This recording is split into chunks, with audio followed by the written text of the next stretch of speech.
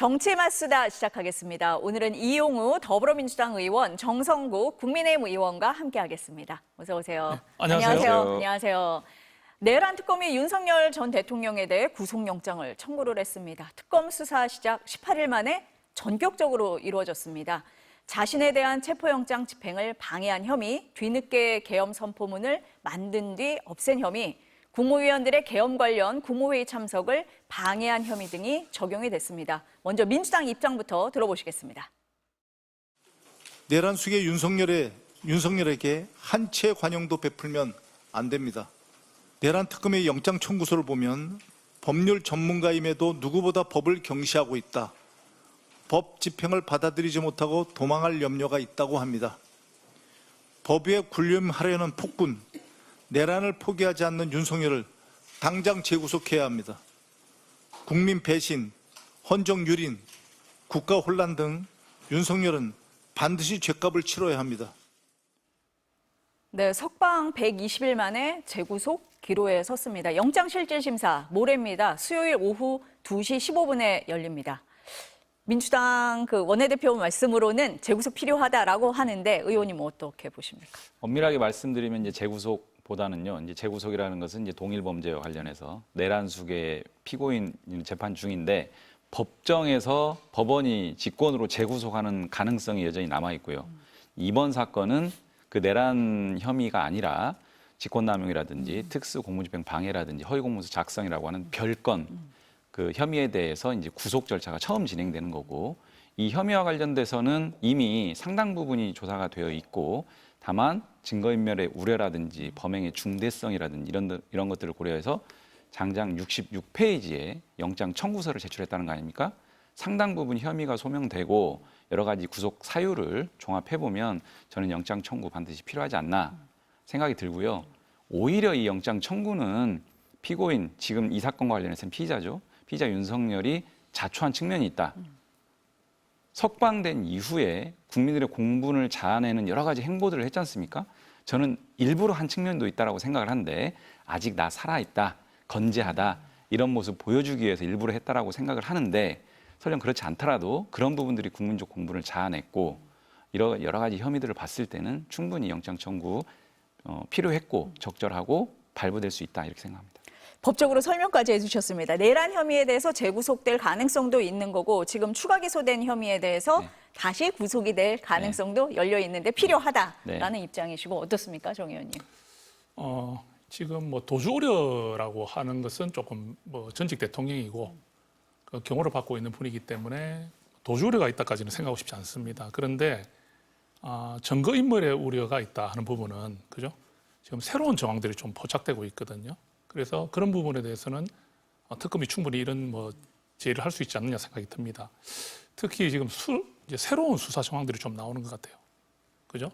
그 대통령 경호처에 총기 관련된 부분들을 언급한 것이라든지, 그죠?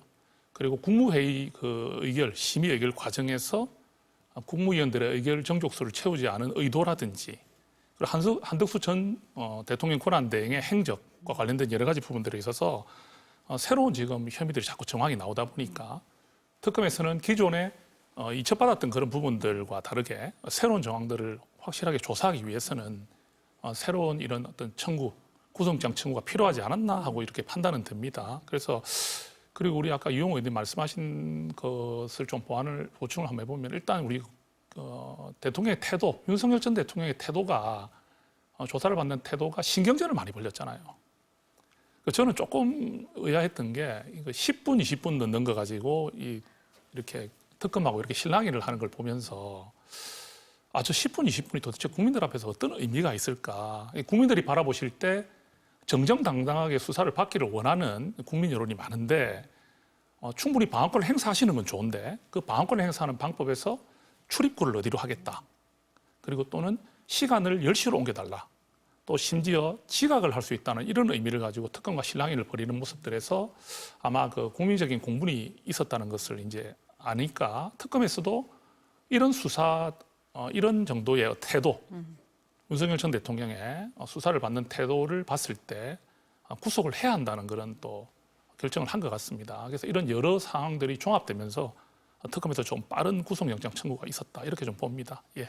이 의원님 앞서서 말씀하실 때 태도 말씀을 하셨잖아요. 근데 지금 보면 윤 전 대통령이 지금 정 의원님 말씀하신 것처럼 날짜 바꿔달라, 시간 바꿔달라, 조사자 바꿔달라 뭐 그런 얘기를 한 것도 있고 모든 혐의를 부인을 하고 있잖아요. 네. 지금 특검이 영장을 청구를 했더니 무리한 영장 청구다, 범죄 혐의가 성립이 안 된다 이렇게 반발을 하고 있습니다. 네. 말씀하신 것처럼 66쪽 가운데 16쪽에 왜 영장을 청구하는지에 대해 조목조목 써 있거든요. 네. 그런 부분, 태도가 네. 문제가 됐다 이렇게 보십니까? 어떠세요? 보통 구속 예. 여부를 판단함에 있어서는 그 피의자가 수사에 어떻게 응하는지, 어떤 태도로 임하는지 이런 부분들도 매우 중요한 판단 요소입니다. 왜냐하면 이번처럼 그 출석에 이제 불응하는 어떤 태도들을 보인다라거나 시간 가지고 이제 실랑이를 한다라거나 이제 불성실하게 수사에 응하는 태도들이 향후에 증거인멸의 가능성 또는 도주의 가능성 일반적으로 그렇게 접근을 하는 거거든요. 그래서 지금 피의자 윤석열이 보여줬던 그런 태도들은 그런 구속 사유를 인정함에 있어서 부정적인 요소, 그러니까 영장 청구 발부 가능성을 높여주는 요소로 아마 작동할 가능성이 크고요. 저는 이런 태도들이 스스로가 형사사법체계 대검찰청의 그 검찰총장으로서 그 경험을 해봤지 않습니까? 역할을 해봤지 않습니까? 그러면 오히려 더 모범적으로 이런 부분들을 응했어야 되는데 정반대로 질주하고 있거든요. 이런 부분들 법원의 판단에 있어서 아마도 오히려 불리하게 피의자한테 작용하지 않을까 이렇게 생각합니다. 지금 말씀하신 부분이 있잖아요. 그 네. 영장 청구서에도 보면 법을 잘 아는 전문가인데 오히려 지키지 않을 우려가 있다 이렇게도 써 있거든요. 예. 예. 사실은 그 윤석열 전 대통령께서 그 이전에 그 이제 혐의를 가지고 체포영장 발부되고 할 때도 거기에 대응하는 모습들이 있어가지고 법원이 청구한 영장에 대해서 이렇게 경호처가 막아서고 하는 부분들이 지시가 있었다는 지금 정황들이 나오고 있지 않습니까? 그 윤석열 전 대통령이 직접 지시했다는 정황들이 나오고 있어요. 그 김성훈 경호처장이 처음에는 대통령 지시가 아니었다는 식으로 이야기하다가 나중에는 이제 대통령 지시가 있었다는 식으로 지금 언급을 하고 있다 하거든요. 이런 상황들도 지금 보면은 그럼 지금 이제 조사받고 이러는 태도 그 부분에서도 검찰총장까지 영입하신 분이면은 어떻게 이렇게 수사 임해야 되는지에 대해서 너무나 잘 알고 있는 분인데 지금 하고 있는 모습, 아까 제가 언급하신 그런 내용들을 바라보면 지금 아마 특검을 굉장히 좀 자극한 부분들이 있지 않느냐. 특검은 또 기한이 정해져 있습니다. 특검이 뭐 내년까지 계속 수사를 할 수 있는 것이 아니고 우리가 말하는 대로 딱 정해지지 않습니까? 수사 기한이. 연장도 좀 어느 정도는 가능하지만 그럼 그 안에서 해결을 봐야 되거든요. 근데 혐의들은 새로 계속 나오는데 정황들이 나오고 있는데 이런 것들을 수사를 하려면 속도감도 있어야 한다고 보거든요. 근데 윤석열 전 대통령께서 지금 저런 태도를 취하니 특검이 저렇게 할 수밖에 없었지 않느냐 이런 생각이 듭니다. 예. 정 의원님 앞서서 말씀하실 때 한덕수 전 총리 얘기를 하셨어요. 네. 과거에 했던 증언이나 진술하고 다른 사실들이 지금 계속 드러나고 있거든요. 그럼 이렇게 되면은 다음은 한덕수 전 총리에 대한 구속영장 청구 아니냐 이런 시각도 있습니다. 어떻습니까? 이미 벌써 언론에서 이제 그런 네. 얘기들이 나오고 있고요. 얼마 전에 나온 얘기 중에 하나가 한덕수 전 총리가 그 진술했던 수사기관에서 진술했던 내용과 배치되는 내용이 CCTV에서 확인됐다라는 보도도 이제 상당 기간 전에 이미 나왔고 네. 최근에 나오는 언론 보도를 보면은 이제 강의구 전 부속실장의 진술을 토대로 기사들이 나오고 있지 않습니까? 네. 사실은 한덕수 총리의 진술은 일관되게 국무회의를 통해서 집단적 의견을 개진해서 윤석열 당시 대통령의 어떤 계엄 선포 부분을 좀 막으려고 했다. 그런 차원으로 계속 일관되게 진술을 해왔지만 지금 알려지는 것은 오히려 정반대. 계엄 선포의 정당성을 갖추기 위한 절차적 정당성을 확보하기 위한 국무회의 소집 이런 부분들을 추진한 거 아니냐라고 하는 것들이 지금 기사로 많이 나오고 있거든요. 그렇죠. 그래서 정반대, 그러니까 어떻게 보면은 제 개인적 입장이든 국민들의 입장에서는 한덕수 전 총리가 말하자면 속인 거예요. 이 진술들이 맞다라고 하면. 그래서 이런 부분들과 관련해서는 정확하게 구속 사유에 들어맞긴 합니다. 왜냐하면 지금까지의 내용들이 완전히 다 거짓 진술이라고 보도에 따르면 그렇게 되는데 그게 사실이라고 한다면은 증거인멸의 가능성이라든지 도주의 우려라든지 사실 범행의 중대성은 뭐 말할 것도 없고요. 이런 구속 사유를 판단함에 있어서 중요하게 삼는 이런 것들에 부합하거든요. 저는 이런 부분들도 충분히 지금 얘기될 수 있는 부분이다. 여기까지 왔다. 이렇게 생각합니다. 한덕수 전 총리는 그동안 그렇게 얘기했잖아요. 윤석열 전 대통령의 직권남용 혐의에 나는 피의자다, 예. 피해자다라고 얘기를 했는데 지금 보면 오히려 적극 가담한 거 아니냐 이렇게 볼 수 있는 부분도 있는 것 같거든요. 그렇죠. 그러니까 국무회의를 지금 말하자면 소집하는데 이제 같이 역할을 하고 그다음에 이제 그 소위 말하는 허위 공문서 작성과 관련해서 계엄 선포문을 사후적으로 지금 작성했다라는 진술이 지금 기사로 확인되잖아요. 그렇다라고 하고 또 거기 심지어 이게 사후적으로 작성된 게 문제될 수 있으니 이거 좀 폐기해야 되는 거 아니냐라는 의견까지를 또 한덕수 전 총리가 그렇게 그 강 전 실장한테 얘기했다라는 것까지도 지금 보도가 되는 마당이기 때문에 이런 것들이 다 팩트로 확인된다라고 하면 그리고 근거가 그 물증으로 이제 뒷받침이 된다라고 하면 이거야말로 정말 지금까지 국회 본회의에 나와가지고 대정부 질문 과정에서 정반대의 진술들을 했지 않습니까? 상임위에 나와서도 마찬가지고요. 정말 당혹스러운 상황들이 지금 확인되거든요. 이거야말로 저는 구속영장 청구에 명백한 어떤 사유가 될 수 있다 이렇게 생각합니다. 정 의원님은 어떻게 보세요? 네. 저는 한 가지 좀 더 말씀을 드리면 네. 한덕수 전 권한대행은 저희 당의 대통령 후보를 하려고 했던 분이에요. 예, 그 이해되지 않는 그 부분들 있지 않습니까? 경선이 다 치러지고 나서 나중에 단일화 시도에 응하기 위해서 그렇게 했던 부분들까지도 이제 연결이 좀 되면서 정말로 우리 한덕수 전 총리가 윤석열 전 대통령의 저런 어떤 계엄에 관여가 돼 있었던 분이라면 그때 국민의힘의 대선 주자가 되고자 했던 이런 모습들을 어떻게 해석을 해야 되느냐. 여기에 대해서 굉장히 저희들도 지금 너무 의아스럽습니다. 그리고 지금 좀 한덕수 전 총리는 좀 이해가 되지 않는 게 사후 계엄 선포문에 서명을 했다고 해요. 언론 보도 따르면 사후 계엄 그렇죠. 선포문에 서명을 했는데 그 서명을 한 것이 이래 되면 안 되니까 나중에 문제가 있기 때문에 폐기하자는 이런 것 했다는 것은 구체적 상황이거든요. 전혀 저희들이 예상치 못했던 일 아니겠습니까? 그리고 일관되게 우리가 좀 신뢰를 했던 것은 대통령의 계엄을 막으려고 했다는 것은 저희 국민들도 한덕수 전 총리가 정말 막으려 했다고 생각했어요.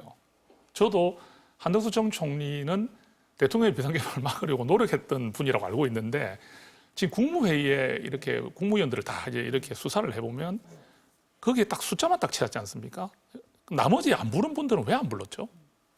안 부른 이유가 그럼 과연 그 국무위원들 중에서도 성향을 보고 이 계엄을 선포하는 데 있어서 반대하지 않고 따라올 만한 사람들만 골라서 불렀다는 것인지 또 우리 대통령실의 CCTV에 나오는 그런 예상치 못했던 장면들에서 한덕수 전 총리가 하는 행적들이 많이 의심스러운 부분들이 나오지 않습니까?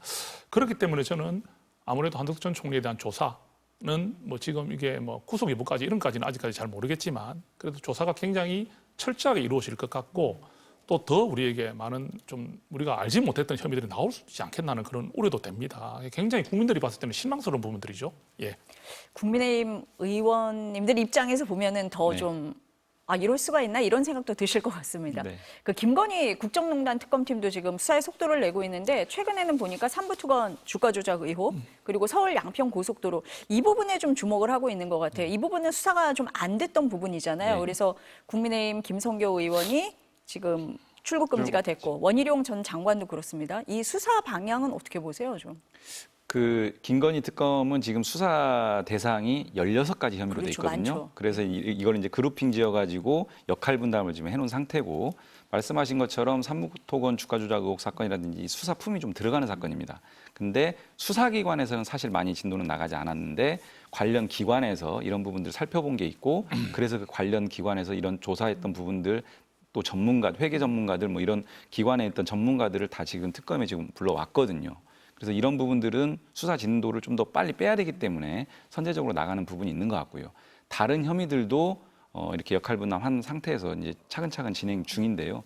저는 김건희 씨가 수사에 계속 불응했지 않습니까? 심지어 특검을 앞두고 있는데 수사기관에 그 수사에 응하기 어렵다는 얘기까지 했는데 특검이 또 이렇게 출범하니까 병원에 입원을 해버려요. 그래서 이런 태도들도 저는 매우 부적절하다. 그리고 모든 조사를 다 마무리한 다음에 마지막에 김건희 씨를 수사할 게 아니고 저는 오히려 이런 상황들까지 고려해서 선제적으로 김건희 씨에 대한 신병 확보도 좀 고려를 해야 된다. 이렇게까지 생각을 합니다. 지금 관련자에 대한 출국금지 조치는 내려지고 있고 김건희 여사는 이미 출국금지 됐습니다. 그럼 결국은 김 여사를 언제 소환해서 조사를 할 건가 이건데 지금 윤석열 그 내란 특검이 하고 있는 것처럼 조금 일찍 하는 것도 방법이다 이렇게 보시는 거네요. 네. 어떻습니까, 정 의원님? 제가 질문이 지금 김건희 여사에 대한 질문으로 보면 되겠습니까? 네. 그 김건희 여사 같은 경우는 일단 삼부토건도 관련이 있고 그래서 도이치 무터 주가 조작 사건 같은 경우는 많이 좀 조사가 됐는데 삼부토건 관련해서는 지금 아직까지 좀 조사가 덜 됐기 때문에 아마 16개 혐의 중에서 제일 먼저 하는 걸로 알고 있습니다. 근데 이게 지금 이제 김건희 여사에 대한 수사가 어떤 방향으로 가느냐에 대한 부분은 일단 이런 부분은 좀 있어요. 그 김건희 여사의 혐의라는 게 자금을 댄 전주의 역할이거든요. 그러면 이게 어찌 보면 좀 방조범에 가까운 부분으로 좀 파악을 할 수가 있습니다. 해석을 하는 경우들이 있어요. 그러면 이 정도를 가지고 구속한다거나 또는 이렇게 좀 수사를 김건희 여사 수사에 대해서 좀 강한 수사를 할 수가 있겠느냐는 이야기가 나올 수가 있는 것 같아요. 특히 그 우리 도이치모터 주가 조작이라든지 삼부토건 주가 조작에 관련돼 있는 이종호 전 대표 있지 않습니까? 그 부분에 대한 조사가 먼저 확실히 선행이 되고 나서 김건희 여사의 부분이 다루어져야 되는 부분이 있기 때문에 지금 현재로 저희들이 법조계에서 보는 여러 이야기들 들어보더라도 김건희 여사에게 책임을 묻는 것은 해야 되지만 이렇게 어느 정도까지 물을 수 있는지에 대해서는 좀 이야기가 나뉘는 것 같아요. 그래서 이 부분은 좀 지켜봐야 될 것 같고요. 우리 그 아까 양평고속도로 이야기를 네. 조금 말씀드리면 지금 김성교 의원이 여기 지금 들어가 있더라고요. 양평군수 예, 예, 출신이셔서 그래서 그런 것 같습니다. 그래서 우리 그 김성교 의원이 들어갔길래 저도 좀 많이 놀랐습니다. 이 부분을 양평군수 출신이긴 한데 왜 김성교 의원이 여기 들어갔는가 싶어서 우리 당의 의원이지 동료 의원이지 않습니까? 근데 김성교 의원의 말은 이제 본인의 뜻은 그 합법적으로 제기했다는 거거든요. 이게 어떤 김건희 여사의 그런 거 관계없이 본인이 합법적으로 충분히 제기한 부분인데, 그러니까 그 IC 부존재에 관련돼서 실제로 양평이라는 지역이 혜택을 받을 수 없기 때문에 IC 부존재로 인해서 빠져나오는 구역이 없어서 그래서 이 부분에 대해서 검토를 해달라 말한 것밖에 없는데 이게 꼭 그 원희룡 장관과 함께 이런 데 대해서 좀 관여가 됐다는 듯이 나오니까 굉장히 지금 오늘 항의성 이야기들을 많이 하셨습니다. 특히 특검에 좀 경고성문 말씀도 하셨거든요. 그래서 저는 이제 지금 우리가 특검이 진행되면서 물론 김성교 의원에 대해서 좀 지켜봅시다. 다만 특검이 진행되면서 우리 의원들이 이렇게 좀 혐의가 약간 나오는 부분들이 있을 수는 있는데 이런 부분들이 너무 확대 재생산되고 언론에 바로바로 노출됨으로 인해서 받게 되는 타격들도 걱정이 됩니다. 그래서 저희가 그러면 여기서 인지된 사건까지 또 수사가 가능하다고 지금 특검을 하고 있으니 저희 국민의힘에서 지금 이 세 가지 특검에 대해서 민주당이 그렇게 지시를 밝혀야 되는 부분에 대해서는 동의를 하지만 저희 국민의힘이 우려하는 부분이 있다는 것은 지금 벌써 나타나고 있는 거거든요. 그래서 그 부분을 좀 더 보면 어떻겠습니까? 예. 의혹이 있는 부분에 대해서 뭐 수사 대상이 되는 것까지야 뭐 그렇다 치더라도 이렇게 출국 금지되는 것만으로도 혐의가 있다는 것처럼 그처럼 이제 인식이 돼버리니까 그런 우려가 있다라는 말씀이신데 우리 김성교 의원이 굉장히 네. 강력하게 반발하고 있거든요. 그래서 물론 수사를 해봐야 되겠지만 너무 처음부터 이렇게 우리 의원들이 자신들의 다 어떤 위치도 있고 또 싸운 그런 뭐 여러 가지 또 이력들도 있고 한데 국민들에게 이런 딱 바로 인식되는 언론의 이런 부분들은 굉장히 좀 안타깝지 않습니까? 그래서 이런 부분에 대해서 오늘 이의 제기를 한 것으로 알고 있습니다. 어떻습니까, 의원님? 네. 일단 그 김건희 특검과 관련해서는 아까 말씀드린 혐의가 16가지고 그 혐의들을 다 나열 종합해 보면 저는 결코 가볍지 않고 매우 중대하다 이렇게 보여지고요. 그래서 제가 영장 청구까지도 이제 언급드린 부분인데 예를 들면 공천 개입, 선거 개입, 무상 여론조사와 같은 정치자금법 위반 이런 혐의들도 다 포함되어 있지 않습니까? 그리고 세간에 알려진 뭐 여러 가지 명품백이라든지 뭐 다이아몬드 목걸이라든지 이런 부분들도 수사가 많이 진척된 부분이 있고요. 그런데 수사에 응하는 태도는 아까 제가 지적해드린 바와 같은 상황이기 때문에 그런 말씀 드린 거고요. 주가 조작 의혹이라는 게 방조범이냐 정범이냐 이런 걸 넘어서서 시장 질서, 금융시장 질서를 교란하는 저는 매우 중대 범죄라고 생각합니다. 대한민국이 나가야 될 매우 중요한 그런 부분인데 이 부분들을 교란시키는 행위를 했다라고 하는 것에 대해서는 그게 방조범이냐 정범이냐를 떠나서 단호하게 저는 엄벌을 해야 되고 그런 부분에 있어서는 결코 가볍지 않다라는 말씀 한번 좀 짚고요. 지금 출국 금지라든지 여러 가지 조치들은 수사를 위한 하나의 사전 단계지 국민들이 그거 다 구분해서 봅니다. 이분들이 혐의가 명백하게 있냐 없냐 출국 금지만으로 그렇게 다 구분해서 보기 때문에 그건 오해하실 필요는 없을 것 같은데 다만 저는 양평 고속도로 문제 어제 오늘 논의된 게 아니고 국감에서도 엄청나게 많이 다뤘지 않습니까? 이런 부분들이 지금 수사 대상이 됐기 때문에 오히려 이번 계기를 통해서 분명하게 좀 털고 나가는 게 오히려 좋겠다 이런 생각입니다. 그 주가 조작 관련해서도 도이치모터스 주가 조작의 경우에는 윤 대통령이 현직에 있을 때가 아니잖아요. 삼부토건 주가 조작 의혹은 현직에 있을 때이기 때문에 이건 확실히 좀 구분이 돼야 한다. 법조계에서는 이렇게 보는 시각도 있습니다. 정치권 얘기를 좀 넘어가 볼게요. 국민의힘 얘기입니다. 오늘은 좀 국민의힘 상황이 아주 긴박했습니다. 안철수 의원이 혁신위원장에서 사퇴하고 당대표 선거에 도전하겠다 이렇게 선언을 했는데요. 먼저 발언 들어보시겠습니다. 합의되지 않은 날치기 혁신위원회를 거부합니다. 그리고 저는 전당대회에 출마하겠습니다. 국민의힘 혁신 당대표가 되기 위해 도전하겠습니다. 저는 당을 위한 절박한 마음으로 혁신위원장 제1을 수락했습니다. 하지만 혁신위원장 내정자로서 혁신의 문을 열기도 전에 거대한 벽에 부딪혔습니다.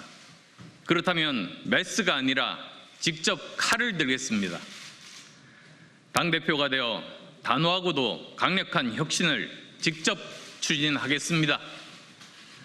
도려낼 것은 도려내고 잘라낼 것은 과감히 잘라내겠습니다. 기자들도 오늘 오전에 조금 당황스러웠던 게요. 네. 국민의힘에서 혁신위원회에 최영도 의원, 호준석 대변인 등이 합류한다라고 발표를 했는데 30분도 안 됐어요. 안철수 의원이 기자회견을 하셨거든요. 어떻게 된 겁니까? 네, 저도 아침에 부산에서 비행기 타고 올라오는데 네. 속보가 계속 뜨길래 속보가 서로 이렇게 섞여 있는데 이 뭐가 맞는지를 순서도 좀 찾아보고 했었거든요. 아침에 긴박하게 돌아간 것 같습니다. 근데 좀 내막을 좀 들어봤습니다. 들어봤는데 결과적으로는 제가 늘 누누이 말씀드렸다시피 우리 그 이용우 의원님도 그렇지만 우리 혁신위원회 자체가 그죠? 이게 좀 이 권한이 명확하지 않으니까 우리 국민의힘이든 더불어민주당이든 항상 혁신위원회를 띄우면 그에 대한 성과에 대해서는 굉장히 좀 부정적으로 보는 시각들이 있었잖아요. 저희도 특히 또 이뇨한 특혁신위 같은 경우에 저희가 그때 좀 실패를 했다는 평가가 있기 때문에 이번에도 기대를 하지 않았어요. 그런데 이제 안철수 의원님께서 메스를 들이대겠다 하시면서 종기를 짜내겠다 이런 표현까지 쓰시니까 그 안철수 의원이 저렇게 좀 의지를 가지고 계시겠다 생각을 했는데 오늘 이렇게 일이 벌어지는 걸 보면서 참 안타깝습니다. 왜? 그래 되면요. 우리 국민들이나 우리 지지층들이 바라봤을 때 우리 당이 혁신이 가능하냐를 보는 거죠. 믿음이 가겠습니까? 그래서 일단은 저는 비대위의 문제라고 생각을 합니다. 첫째는 왜?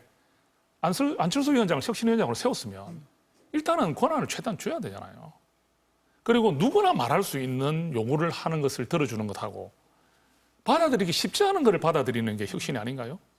혁신위가 제시하는 게 누구나 다 이 정도는 낼 수 있다는 것을 하기 위해서 혁신위원회를 왜 만듭니까? 우리가 하기 힘든 일을 혁신위를 통해서 하겠다는 의지인데 오늘 안철수 우리 그 전 혁신위원장의 그 말로는 일단 자신의 요구가 받아들여지지 않았다. 그 요구 중에 제일 큰 게 뭐였습니까? 인적 쇄신이었죠. 그죠? 인적 쇄신이 안 되고 어떻게 혁신이 됩니까? 그래서 지금 나오는 이야기로는 책임져야 될 두 분이란 말까지 썼습니다. 자, 상상에 맡기겠습니다. 책임져야 될 두 분에 대해서 이제 좀 조치를 이야기를 한 것 같아요. 근데 거기서 막혔고요. 그 다음에 혁신위원들을 구성하는데 거기도 아마 안철수 의원이 나름 자기의 그 권한을 행사를 할 수 없도록 한 것 같습니다. 혁신위원장이 혁신위원을 임명해야 되잖아요.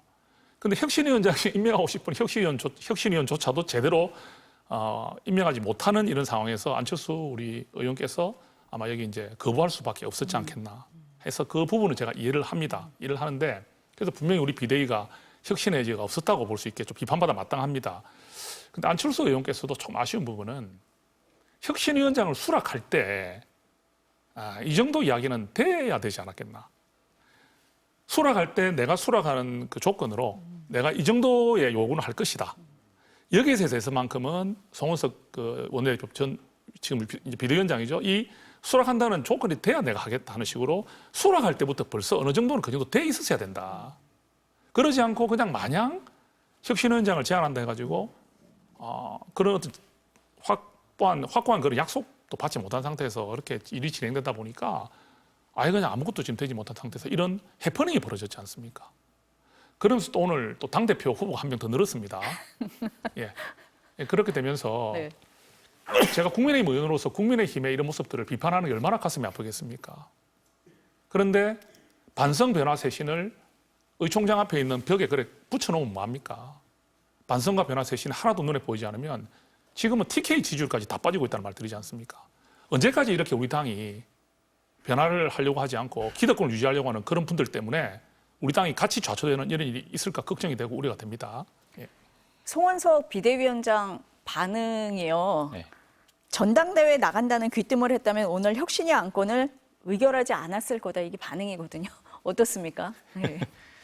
오늘의 모습이 지금 현재 국민의힘의 이제 현주소를 이제 상징적으로 좀 보여준 것 같은데 좀 안타까운 거는 뭐냐면은 지금 이제 대한민국 굉장히 좀 어려운 처지에 놓여 있고 이재명 대통령이 출범하고 이제 이재명 정부 출범 이후에 한 달이 넘어가는데 그 여야가 함께 손맞고 의견을 모아가지고 빨리 헤쳐나가야 될 과제들이 산적합니다. 근데 이제 비대위 상태고 비대위 체제를 이제 정상적인 어떤 전대를 통해서 이제 국민의힘이 이제 자리 잡아야 되는 상황에서 또 다른 혁신위를 또 꾸렸단 말이죠. 그러니까 뼈를 깎는 노력을 좀 해보겠다라고 했는데 이게 이제 출발부터 이렇게 좌초되는 모양새예요. 그래서 여야가 함께 지혜를 모아나가는 시점에서 이런 상황들이 저로서는 좀 안타깝고요. 어쨌든 안철수 의원 입장에서는 자기가 혁신위원장으로서 할 수 있는 역할이 없겠다 이런 판단을 한 거 아니고서는 저렇게 행보를 하기는 어렵거든요. 그래서 그런 구조적인 문제가 여전히 국민의힘에 강하게 좀 또아리를 들고 있는 거 아닌가 이런 부분들도 또 안타깝습니다. 한 가지 좀 추가로 말씀드리면 송원석 비대위원장 겸 원내대표로 당선될 때 60표를 얻었습니다. 그때 송원석 원내대표, 즉 지금의 비대위원장을 밀었던 분들이 어떤 분들인가를 좀 생각해 볼 필요가 있거든요. 우리가 말하는 소위 친윤이죠. 예, 친윤이라는 분들이 밀었다는 거는 뭐 다 인정하지 않습니까?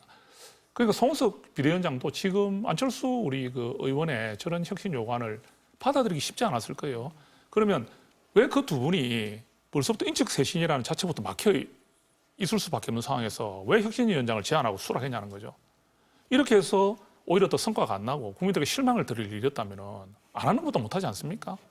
그래서 송원석 비대위원장의 태생이 아예 그냥 처음에 이제 원내대표로 당선될 때부터 지지받았던 세력들이 이미 있지 않습니까? 그 세력들 중에서 핵심을 어떻게 하면 도려내라고 하는데, 그죠? 그런 식으로 반응했겠죠. 그러니까 이런 부분들을 계속 저희들이 반복하다 보면 민주당이 실착을 해도 국민들이 어떻게 느끼겠습니까? 민주당이 밀어붙이고 실착하고 하는 부분들이 보여도 우리가 비판을 해도 국민의힘 너나 제대로 해라는 소리 안 하겠습니까? 저희들 향해서. 그게 안 먹히는 거예요, 저희들 말이. 지금 민주당도 지금 사실 강행 처리도 하고 지금 인사청문회 같은 경우도 지금 마음대로 임명하려고 하는 분위기들이 있는데도 불구하고 저희 당을 향해서 보는 국민들의 눈빛이 얼마나 따갑습니까? 그 이유가 바로 뭡니까? 민주당 잘하는 거 아니다 할 수 있다. 그렇지만 국민의힘 너부터 지금 제대로 하는 게 뭐가 있어? 이렇게 했을 때 저희가 답을 못하고 있는 상황이거든요. 안타깝습니다. 아니 이렇게 되면 혁신위를 다시 꾸리기는 힘들게 되는 거잖아요. 저는 오늘 또 뭐 송경택 혁신위원도 예. 사퇴했다고 들었습니다.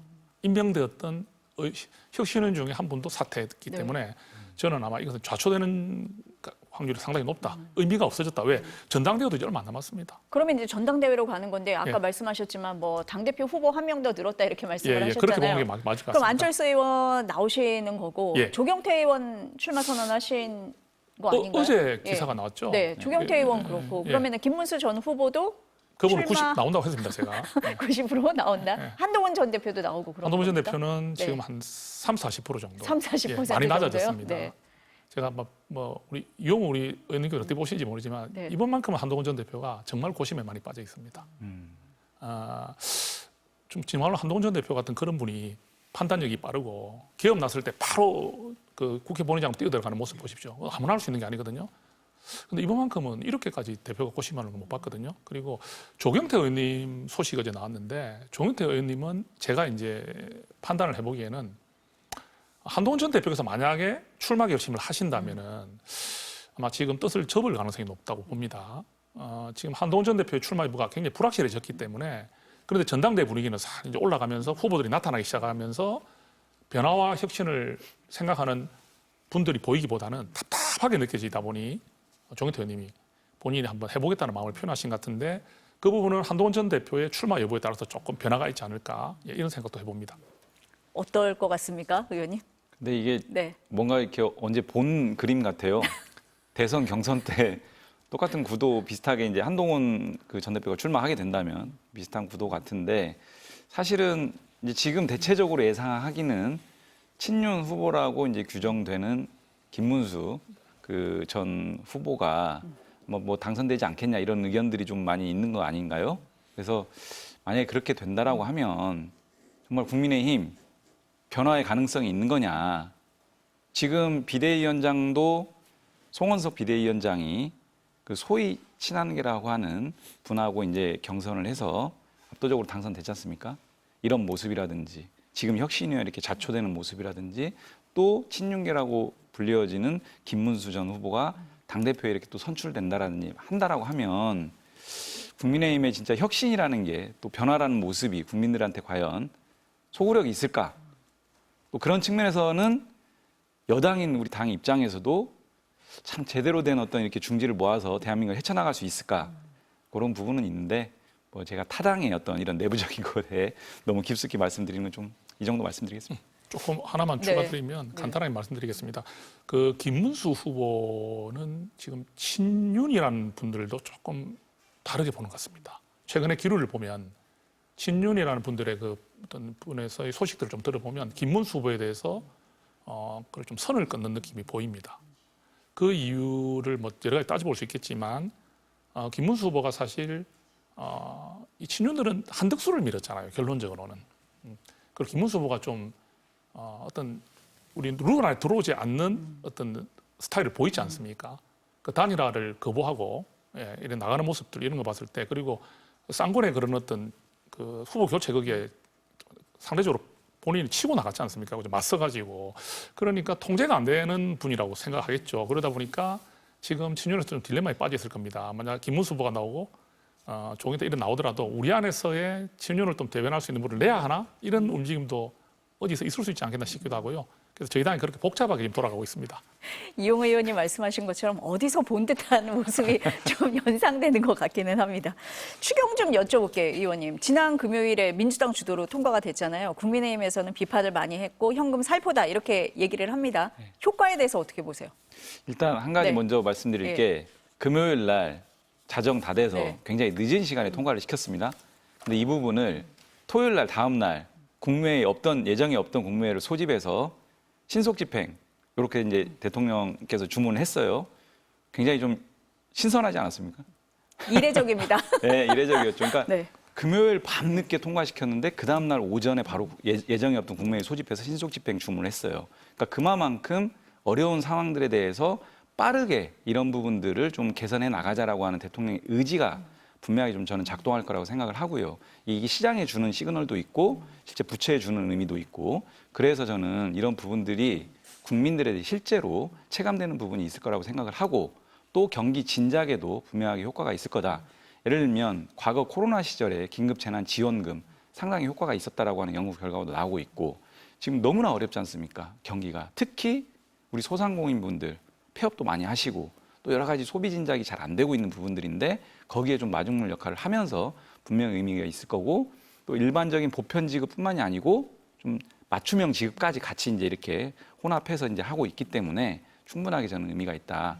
그래서 국민의힘도 사실은 내용적으로 이런 부분들 전면적으로 반대하지는 못했다라고 알고 있거든요. 다른 여타의 뭐 이제 부수적인 거 가지고 이제 여러 가지 이견을 제시하긴 했지만 왜냐하면 어려운 사정 잘 알고 이런 부분들이 그나마 마중물로서 역할을 할 수 있다라고 하는 것은 부정하지는 못할 거라고 생각을 하기 때문에 저는 의미 있을 거라고 생각합니다. 어떻습니까? 좀 뭐 어떻게 보면 저희가 뭐 당선 축하금 이런 자극적인 말씀은 저는 드리지 않겠습니다. 저희가 이제 우리 늘 말하듯이 재정 건전성이라는 건 너무 중요하고 지금 당장은 우리 국민들이 좀 달콤하게 생각하실 수 있지만 이 부분들이 결국은 우리 부담으로 다가온다는 이런 어떤 저희 보수의 늘 주장들 이런 주장들은 저희들이 할 수가 있는 거 아니겠습니까?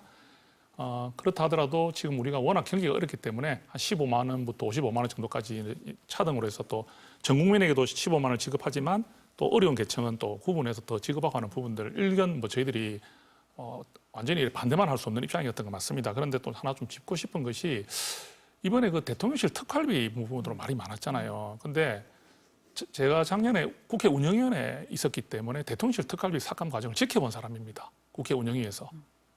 근데 우리 이 부분은 좀 짚고 넘어가야 될 것 같습니다. 대통령실 특활비를 그때 완전 삭감을 할 때 정말 저희들 말 많이 했거든요. 이거는 다음에 정권이 들어서더라도 부담이 될 수밖에 없다. 생생하게 기억이 납니다. 제가 국회 운영위였기 때문에. 이게 뭐 어떻게 쓰는지 잘 투명하지도 않고 이런 것들은 지적을 받을 만하지만 이 자체를 완전히 없앰으로 인해서 오는 이 부분은 분명히 문제가 될 수 있다는 것을 누누이 지적했음에도 불구하고 당시 때 민주당은 대통령실 특활비가 없다고 해서 대통령실이 못 움직이는 것도 아니고 문제가 생기는 것도 아니다고 이재명 지금 현 대통령께서나 박찬대 원내대표 이런 분들이 그런 말을 공개적으로 하셨단 말이죠. 그런데 이번에 추경을 하면서 본인들이 얼마 전에 작년에 삭감했던 당당하게 삭감했던 것을 그래 버젓이 이제 집어넣는 걸 보면서 그렇다면 유감이라도 표명해야죠. 그 우상호 우리 민정수석이 뭐 대통령실 찾아갔을 때 그 입장이 바뀌는데 미안하다 말은 했지 않습니까? 더불어민주당 집권여당이 그때 이럴 때는 유감 표현을 해야죠. 저희들이 생각할 때는 우리가 그때 우리 판단이 이런 부분에서 부족했고 지금 생각해 보니까 우리 그때 판단들이 있어서 국민의힘이 충분히 지적할 만하다는 식으로 받아들일 때 국민은 민주당을 더 높게 보고 여당으로서 역할을 기대를 하는 겁니다. 분명히 누가 보더라도 내로남불이를 할 수 있는 일을 해놓고 아무 말도 하지 않는다. 저는 더불어민주당 차원에서는 거기에 대해서 우리에게 유감스럽다 말을 한 게 아직 없는 걸로 알고 있거든요. 그래서 분명히 대통령실 삭감했지 않습니까? 근데 지금 다시 넣었어요. 그러면서 또 검찰 특활비까지 싹 넣으니까 반발이 일어나지 않습니까? 지금 조국혁신당 같은 데 반발을 하는 거거든요. 그래서 이번에 그 추경은 전체적으로 국민들을 향한 추경의 부분에서는 일정 부분 공감하는 부분이 있지만 이게 너무 급하게 진행되다 보니까 뭐 빨리 신속하게 하는 게 좋잖아요. 그런 만큼 안 좋은 게 뭐가 있겠습니까? 이렇게 문제가 생기는 거죠. 그래서 여야가 충분히 협의하고 합의를 보는 그런 부분들도 중요하다. 신속도 중요하지만 그렇게 생각합니다. 정 의원님 말씀하신 이 부분을 송원석 비대위원장도 오늘 회의에서 얘기를 하셨거든요. 그 발언을 듣고 이 의원님의 반박을 들어보도록 하겠습니다. 들어보시겠습니다. 더불어민주당은 단독으로 추경안을 통과시키면서 자기들이 작년 가을 불필요한 쌈짓돈이라고 비판했던 대통령실 특활비를 되살렸습니다. 기초연금 민생예산인데 3,290억을 삭감했습니다. 국방예산 905억 원, 당초 자료에도 없던 것을 삭감했습니다. 그렇게 하면서 이재명 대통령 쌈짓돈 41억 원이 그렇게 시급한 과제였습니까? 어떻습니까, 이 의원님? 일단 추경 편성 집행과 관련해서 사실 뭐 당선 축하금이라는 얘기도 하시는데 이미 오래전부터 이재명 대표 당시부터 계속 더불어민주당 포함해서 얘기를 했던 부분이기 때문에 그건 좀 어폐가 있고요. 금액이 3조가 조금 넘은 금액인데 이 부분이 그냥 소비되는 게 아닙니다. 소비돼서 다시 돌아오는 돈이거든요. 그러니까 재정이 낭비된다 이렇게 보면 안 될 거다라는 말씀 좀 드리고요. 특활비 문제는 저희가 계속 일관되게 지적한 건 뭐냐면 특활비가 필요 없다. 왜 특활비 항목에 예산 편성하냐? 이런 얘기를 한 게 아니고요. 특활비가 필요하지만 이 부분들이 국민의 혈세이기 때문에 정확하게 투명하게 사용되는 것을 적어도 국회에게는 소명을 해야 되는 거 아니냐. 이 지점을 강조했던 겁니다. 근데 끝끝내 소명을 안 했거든요. 그렇기 때문에 삭감을 한 겁니다. 삭감하지 않을 테니 소명이라도 해라.